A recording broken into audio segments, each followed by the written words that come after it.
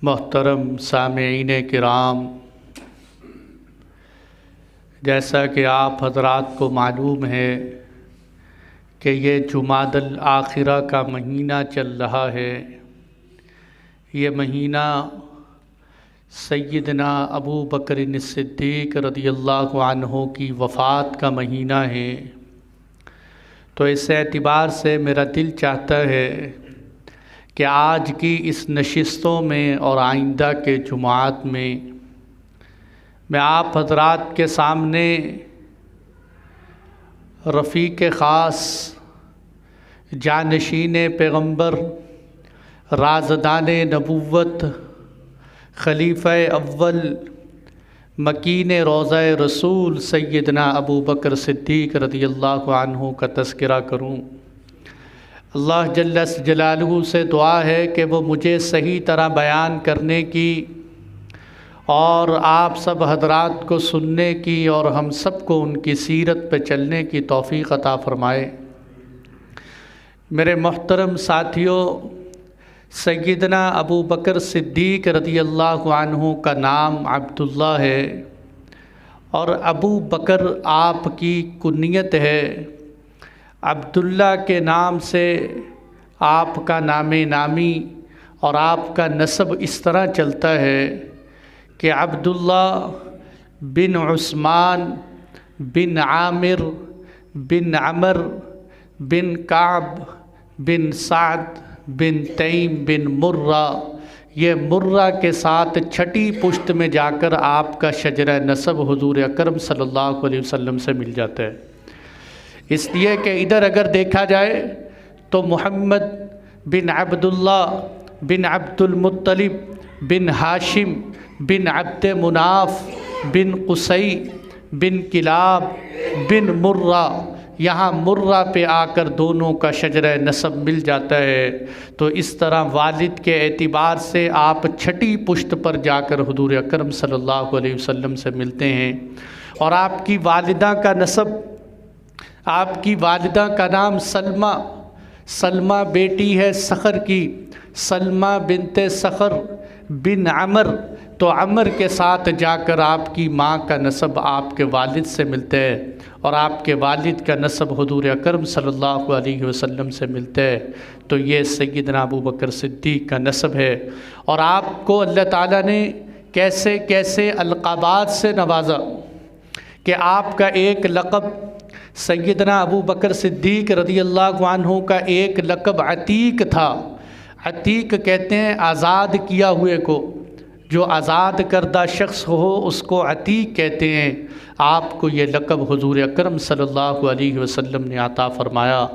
Tirmidhi की रिवायत है, सैयदा आयशा सिद्दीक़ा फ़रमाती हैं कि हुजूर अकरम सल्लल्लाहु अलैहि वसल्लम की खिदमत में अब्बा जान तशरीफ़ लाए तो आपने फ़रमाया अंत अतीकुल्लाह मिनन नार, ऐ अबू बकर अल्लाह ने तुझे जहन्नुम की आग से आज़ाद कर दिया है। अबू बकर तुझे अल्लाह ने जहन्नुम की आग से आज़ाद कर दिया है। तो इससे आपका लक़ब पड़ा अतीक।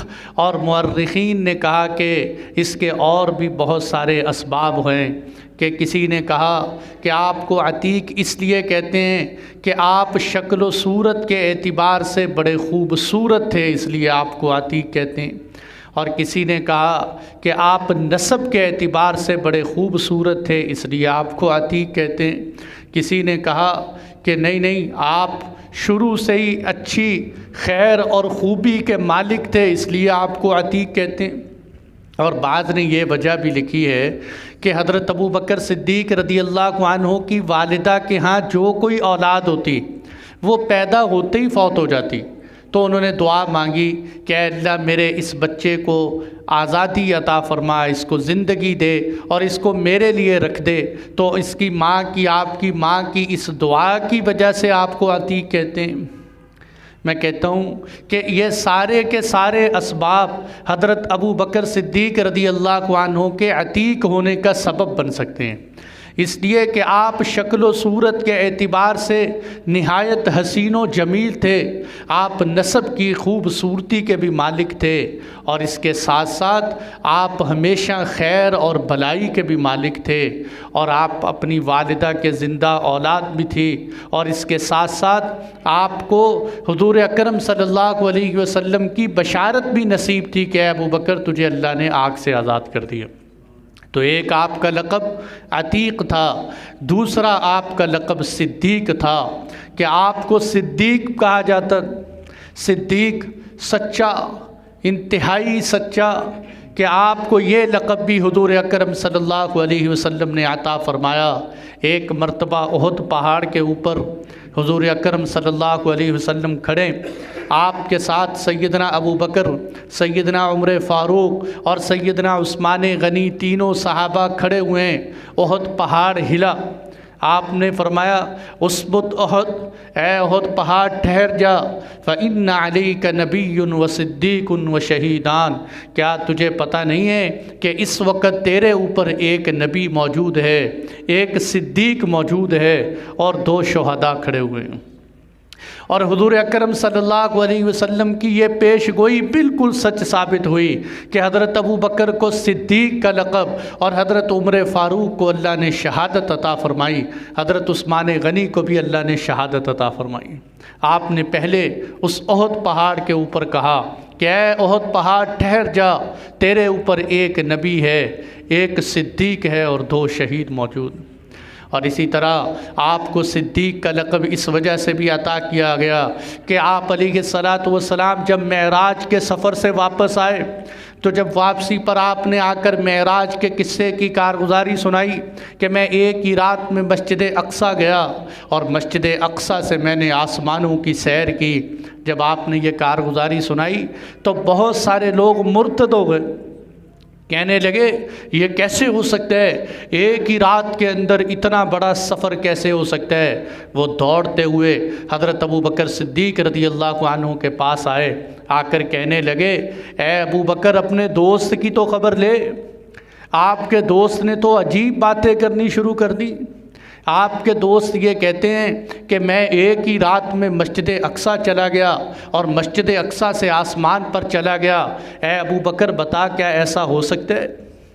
हज़रत अबू बकर रज़ियल्लाहु अन्हु ने बड़े इत्मीनान से कहा वक़द क़ाल ज़ालिक, क्या ये बात वाकई अल्लाह के नबी ने फरमाई है। उन्होंने कहा वाकई अल्लाह के नबी कह रहे हैं मैं एक रात में सफ़र करके आया। लइन क़ाल ज़ालिक फ़क़द सदक़, तो हज़रत अबू बकर ने फरमाया कान खोल के सुनो, अगर पैगम्बर कह रहे तो सच कह रहे, अगर पैगंबर कह रहे तो पैगंबर सच्चा है, पैगंबर गलत नहीं कह सकता। उन्होंने कहा क्या अबू बकर आपको हैरत नहीं होती। आपने फरमाया तुम इस पे हैरत की बात करते हो, मैं तो इससे आगे इस बात को तस्लीम करता हूँ कि पैगंबर एक दफ़ा आसमान पर नहीं गए, पैगंबर के पास रोज़ाना आसमान की ख़बरें आती हैं, पैगंबर के पास रोज़ाना आसमान की ख़बरें आती हैं। आपकी इस सदाकत की वजह से, बार बार सच बोलने की वजह से आपको सिद्दीक़ का लक़ब अता फ़रमाया गया। कभी झूठ ज़ुबान से नहीं बोला, कभी गलत बयानी नहीं की। इसलिए एक शायर अबू महजन सक़फ़ी अरबी के अंदर सैयदना अबू बकर सिद्दीक़ की तारीफ़ करते हुए कहते हैं सुम्मीत सिद्दीक़ं व कुल्लु मुहाजिरिन सिवा का युसम्मा बिस्मिही गैर मुनकरी सबक़त इलल इस्लामी वल्लाहु शाहिदु व कुन्त जलीसन फिल अरीशिल मुशहरी। ए अबू बकर सिद्दीक़, आपको अल्लाह ने सिद्दीक़ का लक़ब अता फ़रमाया। आपके सिवा किसी भी मुहाजिर को सिद्दीक़ नहीं कहा जाता, बल्कि हर एक को उसके नाम से पुकारा जाता है। और अल्लाह ताला इस बात के गवाह हैं कि आप कबूल इस्लाम में सबसे आगे निकल गए। और फरमाया अबू बकर आप तो वो हैं जो बदर के दिन अल्लाह के नबी के ख़ैमे में अल्लाह के नबी के साथ बैठे हुए थे। आप तो वो हैं कि जो बदर के ख़ैमे में अल्लाह के नबी के साथ बैठे हुए थे। और एक अरबी का और शायर कहता है अस्माई फरमाते हैं कि वलाकिन्नी उहिब्बु बिकुल्लि क़ल्बी वलाकिन्नी उहिब्बु बिकुल्लि क़ल्बी व आलमु अन्न ज़ाका मिनस्सवाबी रसूलल्लाहि वस्सिद्दीक़ हुब्बा बिही अर्जू गदन हुस्न सवाबी। बड़े ज़बरदस्त अल्फाज गए। कहते हैं मैं दिल की गहराइयों के साथ, मैं दिल की गहराइयों से अल्लाह के महबूब से, रसूलुल्लाह सल्लल्लाहु अलैहि वसल्लम से और सिद्दीक़ से मोहब्बत करता हूँ। और मैं ये बात जानता हूँ कि ये मेरा अमल 100% दुरुस्त है और मैं इस मोहब्बत की वजह से रोज़े महशर में खुदा से हुस्न सवाब की उम्मीद रखता हूँ। मैं अपने इस अमल की वजह से रोज़े महशर में खुदा से हुस्न सवाब की उम्मीद रखता हूँ। कैसा अल्लाह ताला ने लक़ब अता फरमाया कि जिसको सिद्दीक़ ज़ाते खुदा ने कहा, जिसको सिद्दीक़ ज़ाते खुदा ने कहा और सिद्दीक़ ही मुस्तफ़ा ने कहा, उसको सिद्दीक़ ही मुर्तज़ा ने कहा, यूँ ही सिद्दीक़ सब औलिया ने कहा। मैं भी कहता हूँ सिद्दीक़ सिद्दीक़ है, जो ना माने सिद्दीक़ को वो ज़िंदीक़ है। ये सैयदना अबू बकर सिद्दीक़ रज़ियल्लाहु अन्हु को अल्लाह ताला ने सदाक़त के लक़ब से नवाजा। और इसी तरह मेरे दोस्तों, आपका एक लक़ब साहिब होना भी है कि साहिब क्या मतलब कि आप पैगंबर के साथी थे। हज़रत उमर फ़ारूक रज़ियल्लाहु अन्हु फरमाते हैं इन्ना अबा बकरिन साहिब रसूलिल्लाह, कि हज़रत अबू बकर तो अल्लाह के नबी के दोस्त थे। सिर्फ़ इस्लाम में दोस्त नहीं, ज़माने जाहिलियत के अंदर भी पैगंबर के दोस्त थे। यानी ये कैसी हुस्ने इत्तिफ़ाक़ की बात है कि जिस महल्ले में पैगंबर रहते थे उसी महल्ले में सिद्दीक़ अकबर रहते थे और आपका आपस में लेन देन और मामलात थे। पैगंबर भी तिजारत करते थे, सिद्दीक़ अकबर भी तिजारत करते थे। आपका दोस्ताना, ये आपकी मोहब्बत का ताल्लुक़ इस्लाम से पहले भी था। और फिर कुरान ने आपको साहिब होने का लक़ब अता फ़रमाया।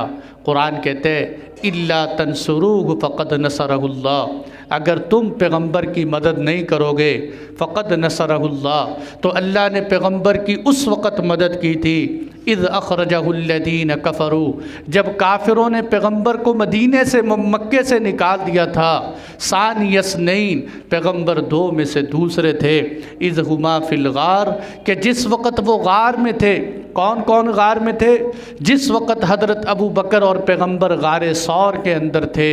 इज़ यक़ूलु लिसाहिबिही, पैगंबर अपने साहिब, यहाँ साहिब से कौन मुराद? हज़रत अबू बकर मुराद हैं कि जिस वक़्त पैगंबर अपने साहिब को कह रहे थे, अपने दोस्त अबू बकर से कह रहे थे, क्या कह रहे थे? ला तहज़न, ए अबू बकर घबरा नहीं, अल्लाह की मदद हमारे साथ है। ए अबू बकर घबरा नहीं, अल्लाह की मदद हमारे साथ है। मेरे दोस्तों, ये बहुत बड़ी फजीलत है। हाफिज़ इब्न हजर रहमतुल्लाह अलैह फरमाते हैं ये आयत हज़रत अबू बकर की अदीमुशान फ़जीलत पर दलालत करती है। इसलिए कि अल्लाह ताला ने इधर पूरी दुनिया को रखा और पूरी दुनिया के मुकाबले में कहा कि ऐ सारी दुनिया के इंसानों, अगर तुम पैगंबर की मदद नहीं करोगे तो अबू बकर मदद करे। अगर तुम पैगंबर की मदद नहीं करोगे तो मुकाबले में अल्लाह ताला हज़रत अबू बकर सिद्दीक़ रज़ियल्लाहु अन्हु को लेके आए हैं।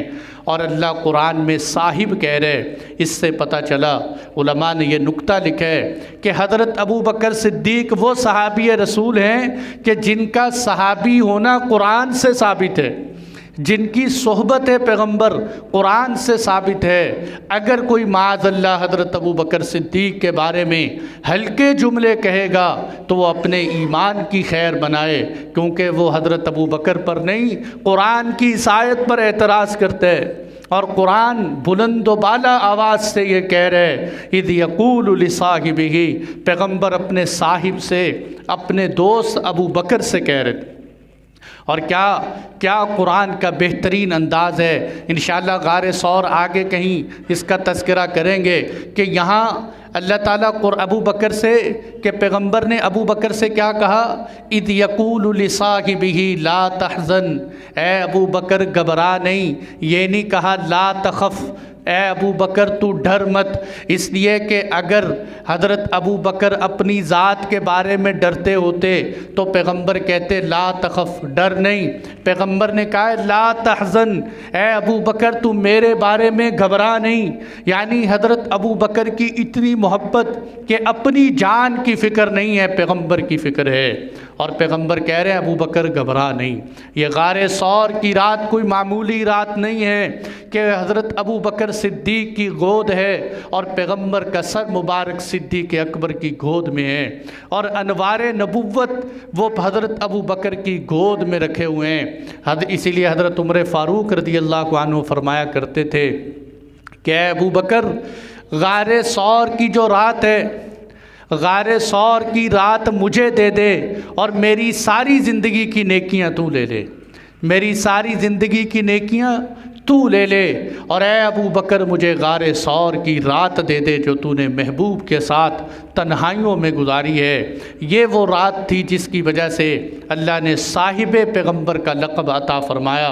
तो आप साहिब भी थे और इसके साथ साथ अल्लाह ताला ने आपको अत्का का लक़ब भी कुरान में अता फ़रमाया।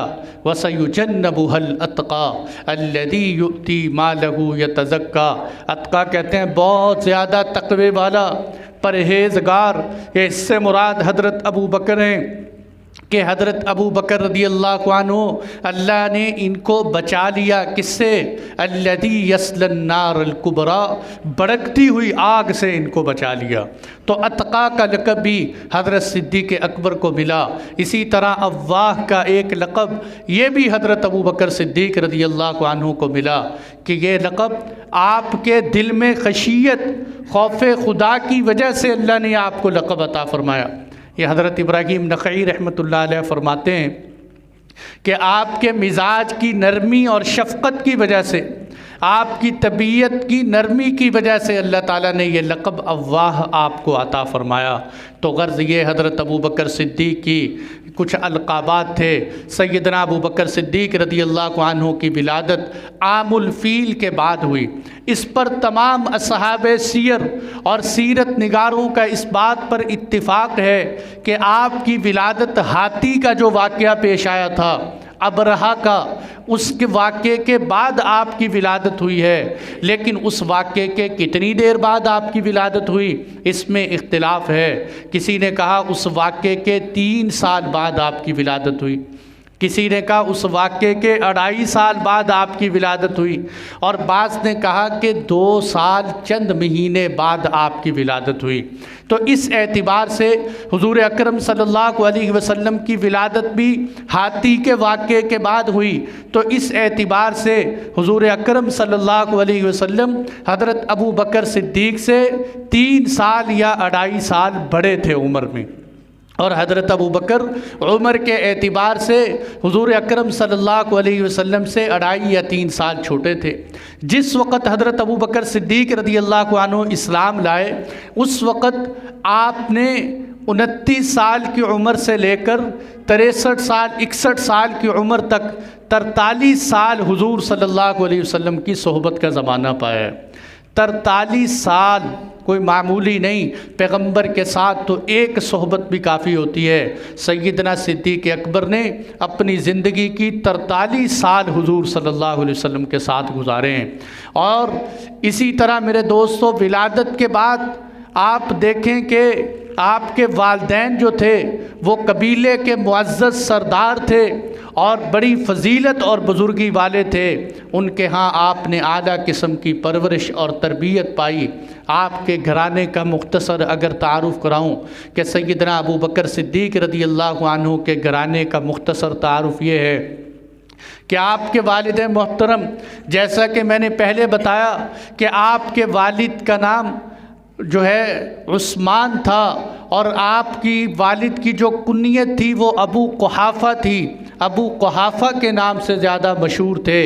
ये 6ठी पुश्त पर जाकर इनका नसब अल्लाह के नबी के साथ मिलते हैं। जैसे मैं पहले बता चुका हूँ कि इनका नसब उस्मान बिन आमिर बिन अमर बिन काब बिन साद बिन तईम बिन मुर्रा बिन काब बिन लुवई, यूँ जाकर हुजूर अकरम सल्लल्लाहु अलैहि वसल्लम की लड़ी के साथ इनका शजरा नसब चलता है। ये शुरू में मुसलमान नहीं हुए, लेकिन फ़तह मक्के के मौके पर अल्लाह ताला ने इनको भी इस्लाम की दौलत से नवाजा। हुजूर अकरम सल्लल्लाहु अलैहि वसल्लम इनको लेकर अल्लाह के नबी के पास आए फ़तह मक्का के मौके पर। आपने फरमाया, या अबा बकर हल्ला तरक्तहु हत्ता नअतियहु, ए अबू बकर तू इस बड़ी उम्र वाले को मेरे पास लेकर आया है, आप इनको छोड़ देते मैं ही इनके पास चला जाता। हज़रत अबू बकर रज़ियल्लाहु अन्हु कहने लगे, हुआ औला अन यअतियक या रसूल अल्लाह, नहीं है अल्लाह के नबी, ये ज़्यादा हक़ रखते हैं कि इनको आपके पास आना चाहिए। तो यानी पैगंबर की इस बात से हुस्ने अखलाक देखो कि इस्लाम कबूल उन्होंने करना है, लेकिन वो उम्र में बड़े थे, इसलिए पैगंबर कह रहे हैं कि आप उनको मेरे पास न लेके आते, मैं उनके पास चला जाता।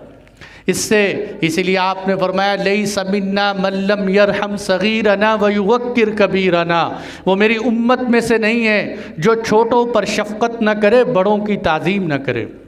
बड़ों की ताज़ीम है, पैगंबर ने इस वाक़े में बड़ों की ताज़ीम का हुक्म दिया। फिर आपके वालिद मुसलमान हुए और जब इस्लाम कबूल किया तो उनके बाल बिल्कुल सफ़ेद थे। बाद रिवायात में आता है कि उनके बाल इस तरह सफ़ेद थे जिस तरह कबूतर के बाल सफ़ेद होते हैं, बिल्कुल सारे बाल सफ़ेद। आपने फरमाया, गय्यिरू हाज़ा बिशैइन वजतनिबुस सवाद, ए अबू बकर इनके बालों की रंगत तब्दील कर दो, ए अबू बकर इनके बालों की रंगत तब्दील कर दो। वजतनिबुस सवाद, हाँ काले रंग से बचना, ब्लैक रंग न लगाना। यहाँ से ये बात समझने पता चली कि ये हदीस सही मुस्लिम की है जिसमें आपने फरमाया ब्लैक रंग न लगाना, हाँ इनके बालों की रंगत तब्दील कर दो। यानी क्या कि आप ब्राउन लगा सकते हैं या आप कोई और कलर लगा सकते हैं, ब्लैक कलर लगाने से अल्लाह के नबी सल्लल्लाहु अलैहि वसल्लम ने मना फरमाया। और अबू दाऊद की हदीस में आपने फरमाया, क़यामत के करीब कुछ लोग ऐसे आएंगे, क़यामत के करीब कुछ लोग ऐसे आएंगे जो ब्लैक कलर लगाकर अपने आप की झूठी शक्ल लोगों के सामने पेश करेंगे। आपने फरमाया, ला युरीहून राइहतल जन्ना, जन्नत में जाना तो दूर की बात है, जन्नत की खुशबू भी नहीं सूंघ सकेंगे। आपने फरमाया जन्नत की खुशबू भी नहीं सूंघ सकेंगे, इसलिए ब्लैक कलर नहीं लगाना चाहिए।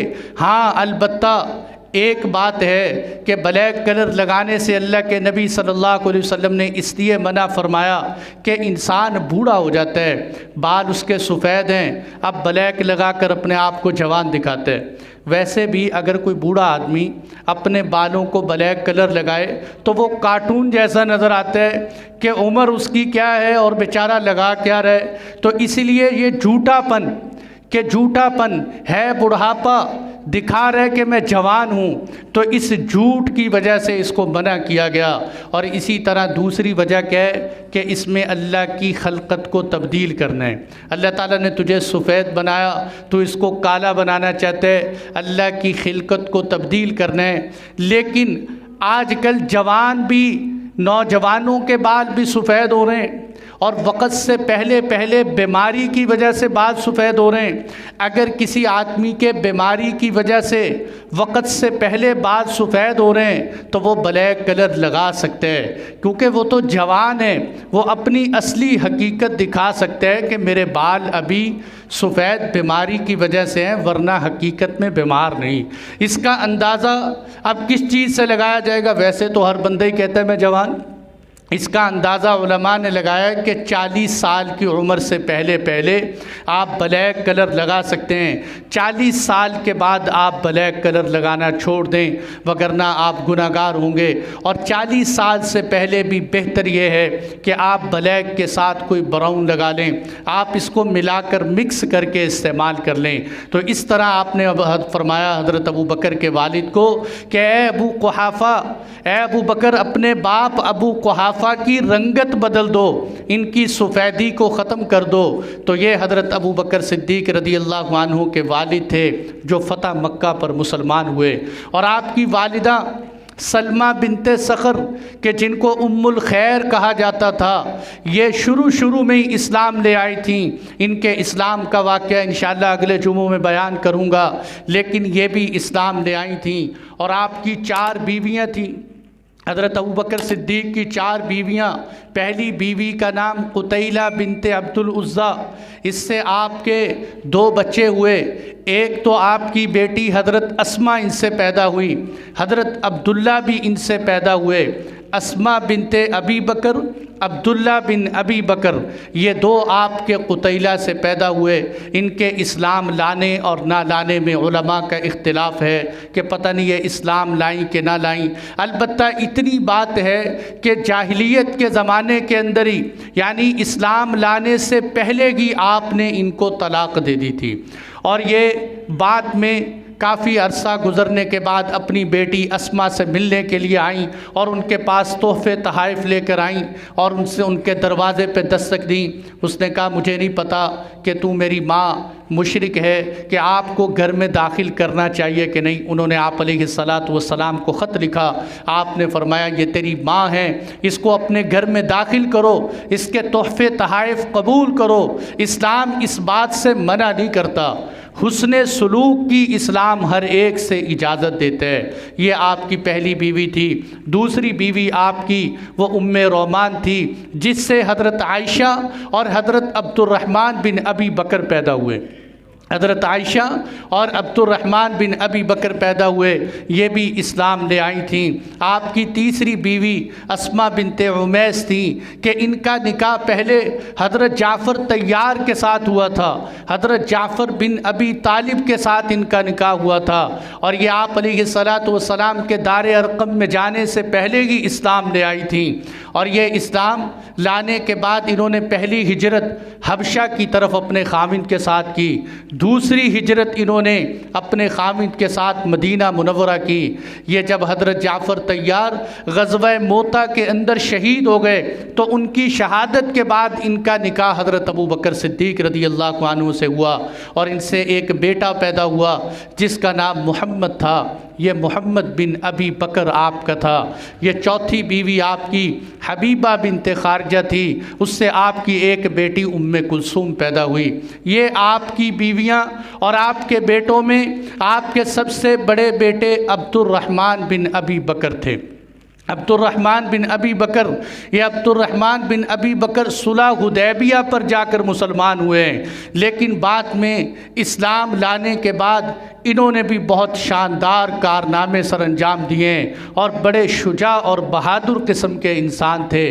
और आपके दूसरे बेटे अब्दुल्ला बिन अबी बकर, इन्होंने तो इनका तो कारनामा हिजरत के एतबार से नाकाबिले फरामोश है कि जब आप अलैहिस्सलातु वस्सलाम ने मदीना मुनव्वरा की तरफ हिजरत की, आप गारे सौर में थे। ये अब्दुल्ला बिन अबी बकर छोटे बच्चे थे। ये क्या करते कि सारा दिन मक्के में रहते, लोगों की ख़बरें सुनते कि लोग हुजूर अकरम सल्लल्लाहु अलैहि वसल्लम के बारे में क्या कहते हैं। सारी ख़बरें सुनकर रात को चोरी छुपके गारे सौर पर जाकर हुजूर सल्लल्लाहु अलैहि वसल्लम को इतला देते। ये अब्दुल्ला बिन अबी बकर ग़ज़वा ताइफ के अंदर इनके तीर लगा और ये उसी से फौत हो गए। और इसके बाद आपकी बेटी अस्मा बिनते अबी बकर, ये हज़रत अस्मा हज़रत आयशा से बड़ी थी। बाप के एतबार से हज़रत अस्मा की सगी बहन लगती हैं। हज़रत आयशा और हज़रत अस्मा सगी बहन, लेकिन माँ के एतबार से सगी नहीं है, क्योंकि इनकी माँ और है और इनकी माँ और है। हज़रत अस्मा रज़ियल्लाहु अन्हा बहुत सखी औरत थी, बहुत सखावत वाली थी और इनको अल्लाह ताला ने बड़ी लंबी उम्र दी। 100 साल तक हज़रत अस्मा ज़िंदा रहीं। 100 साल के बावजूद जब आपकी उम्र 100 साल हो गई तो लिखा है इसके बावजूद अल्लाह ताला ने उनको अक़ल बिल्कुल बेहतरीन अता फरमाई और दांत भी बिल्कुल सही सालिम थे 100 साल की उम्र के अंदर। और इनके खामिद हज़रत ज़ुबैर बिन अव्वाम थे, जिनसे एक मशहूर सिपा सालार हज़रत अब्दुल्ला बिन ज़ुबैर पैदा हुए। हज़रत अब्दुल्ला बिन ज़ुबैर के किस्से आप हज़रात सुनते रहते हैं। ये हज़रत अस्मा थी कि जिनको हुज़ूर अकरम सल्लल्लाहु अलैहि वसल्लम ने ज़ातुन निताक़ैन का लक़ब भी अता फरमाया। कि जब हुजूर सल्लल्लाहु अलैहि वसल्लम के लिए और अपने वालिद के लिए इन्होंने खाना तैयार किया, तो खाना तैयार करने के बाद उसको खाने को बांधने के लिए कुछ नहीं, इन्होंने अपनी कमर बंद में से अपना कमर बंद निकाला और निकाल कर उसको 2 टुकड़े किए और 2 टुकड़े करके खाना बांध दिया। आपने उनको ज़ातुन निताक़ैन कहा कि पैगंबर के खाने के लिए अपने कपड़े को भी फाड़ दिया। ये लक़ब आपने हज़रत अस्मा को अता फ़रमाया। और आपकी बेटी हज़रत आयशा सिद्दीक़ा रज़ियल्लाहु अन्हा, जो हुज़ूर अकरम सल्लल्लाहु अलैहि वसल्लम की सबसे ज़्यादा चहेती बीवी थी, सबसे ज़्यादा महबूबा बीवी थी हुज़ूर सल्लल्लाहु अलैहि वसल्लम की। 6 साल की उम्र में आपका हुज़ूर से निकाह हुआ है, 9 साल की उम्र में आपकी रुखसती हुई है और हुज़ूर सल्लल्लाहु अलैहि वसल्लम की मोहब्बत का ये आलम था। इमाम शाफ़ी फरमाते हैं, हज़रत मसरूक जब कोई रिवायत बयान करते तो कहा करते थे, ये रिवायत मुझे सिद्दीक़ा बिन्ते सिद्दीक़ ने बयान की है, यानी हज़रत आयशा ख़ुद सिद्दीक़ा सच्ची हैं और सच्चे सिद्दीक़ अबू बकर की बेटी हैं। और फरमाया करते थे कि जिनकी बारात आसमानों से नाजिल हुई है वो आयशा जो महबूब की सबसे चहेती बीवी है। हज़रत आयशा रज़ियल्लाहु अन्हा ये भी हज़रत अबू बकर सिद्दीक़ की बेटी थी। मेरे दोस्तों, हज़रत अबू बकर के एज़ाज़ के लिए यही काफ़ी था कि आपका रिश्ता पैगंबर के साथ ससुराली रिश्ता था, आपकी बेटी हुजूर के निकाह में थी। इससे बढ़कर एज़ाज़ और क्या हो सकते हैं कि जिस बेटी की गोद के अंदर हुजूर ने अपने आखिरी सांस निकाले हों, जिस बेटी के घर के अंदर हुजूर का रोज़ा बना हो, जिस बेटी से के पास हुजूर ने अपनी ज़िंदगी के आखिरी दिन गुजारे हों, जिस बेटी के मुंह के अंदर हुजूर का लुआब गया हो, वो बेटी हज़रत आयशा सिद्दीक़ा जो हज़रत अबू बकर सिद्दीक़ की बेटी थी। ये आपका मुख्तसर सा घराना, ये मुख्तसर आपका मुबारक ख़ानदान जिसका मैंने तज़किरा किया, जिनको अल्लाह ने इस्लाम से नवाजा।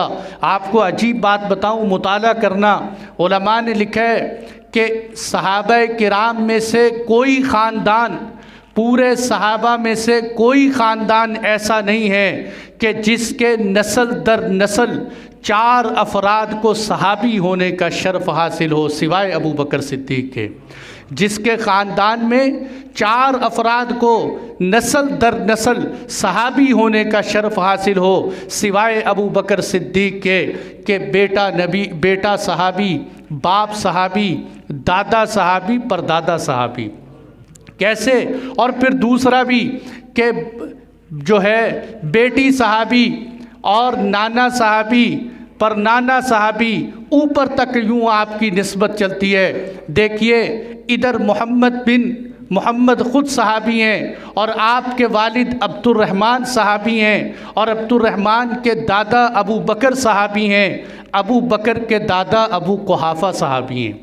4 ख़ानदानों को नस्ल दर नस्ल, सिर्फ मुसलमान होने को नहीं, मुसलमान तो और भी बहुत सारे हैं, लेकिन लगातार नस्ल दर नस्ल सहाबी होने का शर्फ अल्लाह ने हज़रत अबू बकर सिद्दीक़ के ख़ानदान को अता फ़रमाया। इसीलिए उलमाए मुअर्रिख़ीन कहा करते थे कि मुहाजिरीन के अंदर ईमान का घराना वो हज़रत अबू बकर का घराना था और अंसार के अंदर ईमान का सरचश्मा वो बनु नज्जार का घराना था, कि जहाँ आपकी ये एज़ाज़ हासिल था कि नस्ल दर नस्ल सहाबा हैं, वहाँ आपको ये एज़ाज़ भी हासिल था कि वालिद मुसलमान, वालिदा मुसलमान, भाई, रिश्तेदार, दोस्त, अहबाब, दूर दूर तक अल्लाह ने आपके ख़ानदान को इस्लाम से नवाजा था। मेरे दोस्तों, जिस ख़ानदान के अंदर इस्लाम हो, जिसको अल्लाह इस्लाम से नवाजता हो, वहाँ निफाक नहीं हो सकता, वहाँ मुनाफ़क़त नहीं होती।